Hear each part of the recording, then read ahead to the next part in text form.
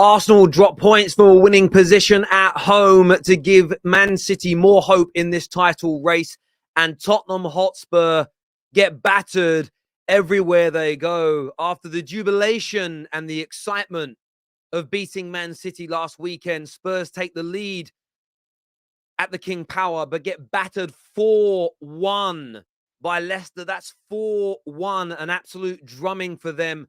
And just as we stated on the terrace, it's all about performances. And although Spurs were great against City, until you see a consistency of performances, nobody's ever going to have complete and utter faith in what they can do on the football pitch. I know Spurs fans are going to be angry about that. Arsenal fans, what of your game? What of your game? Brentford, in terms of chances, were by far the better team in the first 60 minutes or so of the football match. They probably should have been leading by at least 3 goals. 2 gilt-edged chances in the first half missed. One by Tony hitting the post. Another, I don't quite know how the man missed the target. In the second half, Tony, again, after a well-worked piece of play, puts it just wide. Should have got more power and accuracy on the ball. And then Trossard steps up. Trossard comes on, gives Arsenal a little bit more width. They start to move the ball a bit quicker. For about 7-8 minutes, Brentford, they started to lose a bit of belief. They dropped a little bit deeper, and Arsenal capitalized, and they took that lead through Leandro Trossard, and you think to yourself, is this going to be one of those title-winning victories? Is this going to be one of those games that you don't deserve to win, but you do? All title winners in the Premier League have had those games where you think, wow, we got away with that one today. But Arsenal couldn't stick at it. Some really poor defending in the build-up to their goal. Now I know that there are calls from some Arsenal fans that this goal was offside as the ball's headed here by the number 5 of Brentford. They are stating, Arsenal fans, that this was offside. Of course, it was checked by VAR, but not ruled to be an offside decision. As I say, as that ball is headed there by Pinnock, should this have been given as offside? This is what a lot of Arsenal fans are calling for. This is what a lot of Arsenal fans are stating. I want your view and I want your opinion on this, ladies and gentlemen, as things start to trend, as people want to get their opinions out there. For me, I don't think Arsenal were robbed. Personally, I don't feel that this was offside. I don't personally think that it was. This angle may make it look offside, but they draw the lines. They draw the lines, and I don't think any element of that goal was offside. I think it was poor defending from Arsenal. They couldn't keep a shutout. In terms of balance of play, Brentford deserved a point from this game. I don't think that can be argued. They were every bit as good as Arsenal in this match. I'm not too sure the breakdown of shots per goal. I mean, Arsenal had far more than them, 22 shots. They did.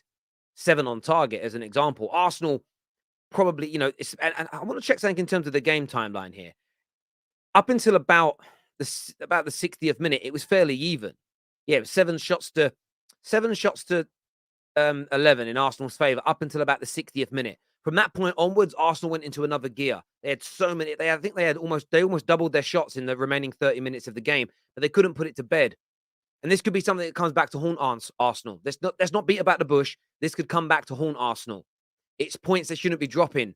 First Everton, now Brentford. These are games which their fans have stated would be not easy wins, but we expect to win.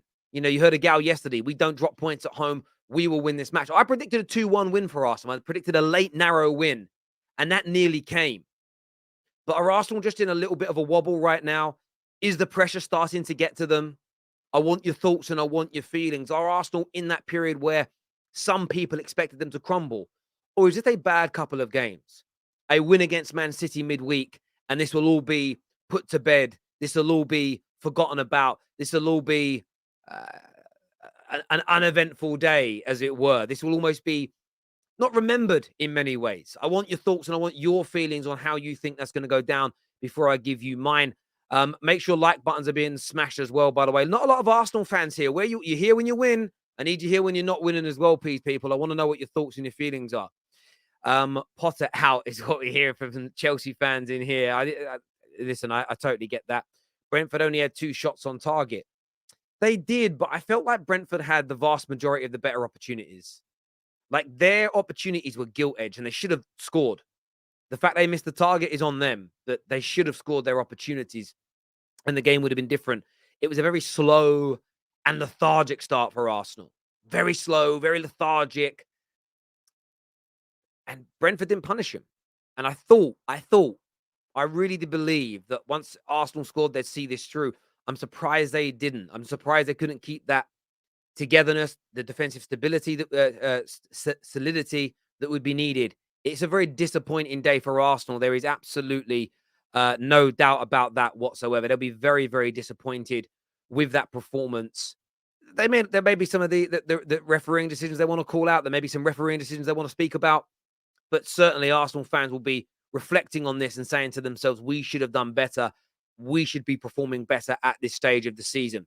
But I want to know what you think and feel. I want to know what Arsenal fans are feeling here. This comment here that I just read from Dutch is, thank you, Brentford, for securing a point against the league leaders. We've been playing really very poor, but a performance tomorrow against Villa will be a huge motivator for the Arsenal game. It is. If City win tomorrow against Aston Villa, the game Wednesday night becomes gargantuan. As it stands right now, Arsenal have a 6-point, I believe it's 6-point gap over City, level on points. If City win tomorrow and then Man City beat Arsenal, they'll be level on points, but City will have it's mathematically impossible not to have a better goal difference if they win their next 2 games. They've already got a better goal difference by 4. They will go top, but Arsenal will still have it in their favour because they have the game in hand over Everton, which is the game at the Emirates. But it certainly throws the cat amongst the pigeons in this title race. A win tomorrow for City at home against Villa is absolutely huge. And of Tottenham, as you can see, sit there in 5th. They're 4 points behind United, 1 point behind Newcastle, and they now have 2 games in hand over them. And what an opportunity for them to close that gap, to show everybody that beating City wasn't a flash in the pan performance, but it turns out that it absolutely, categorically was.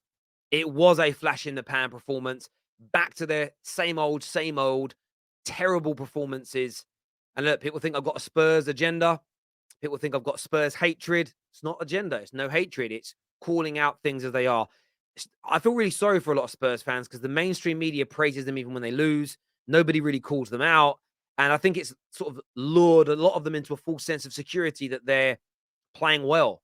And if you look at their trajectory, it's going, as the old dance song used to say, down, down, down, down, down, down, down, down, down, down. This is down. Down, down, down, down, down, down, down, down. That's the trajectory. You can't ignore the trajectory there. Terry Nketiah's handball, Terry. I only saw one replay, and it looked like it hit his chest here for me. The arm does come out after. I'd need to see more angles. If anyone's got pictures, DM them to me and we can take a look. But the stream I was watching on only had one replay, so I didn't get the opportunity to see it, so it's hard for me to give a full and frank opinion. This here says, Terry, Arsenal are bottling this. You can't be dropping points to teams like this in this crucial period of the season. Listen, I think Arsenal fans are more aware than anybody of the last 2 games. That's 3 games now without a win, only 1 goal in 3 games. And they go into that City game now, and Arsenal need a big performance. Arsenal need to stand up and say, listen, this is a blip. This isn't us crumbling. This isn't us bottling it. This isn't us falling away. Wednesday becomes huge now. It was already big for Arsenal. It was already gigantic. It is now gargantuan in terms of the sort of the mental state of those players. The mental state of those players is huge. It's huge. It's absolutely huge. We're going to share the link here. I'm not too sure where the rest of the chaps are here from the group chat. I'm not sure where Agao is. I know Jess is actually at the game today, so I very much doubt that Jess will be calling into the show today. Convenient, eh? The Spurs fans have all bottled it. Not heard from Patrick. I don't know where they're at. Daniel's backstage, of course. I'm talking about the regulars from the Top 6 show. We'll share the link now. I want to hear from Arsenal fans as well. I want to get your thoughts. Brandon, I don't know where he is. I don't know where anybody is today. We told you Leicester was a tricky game for Spurs. You're right, you did. I thought Spurs were going to do it today, but they didn't. They absolutely bottled it. They bottled it, they did.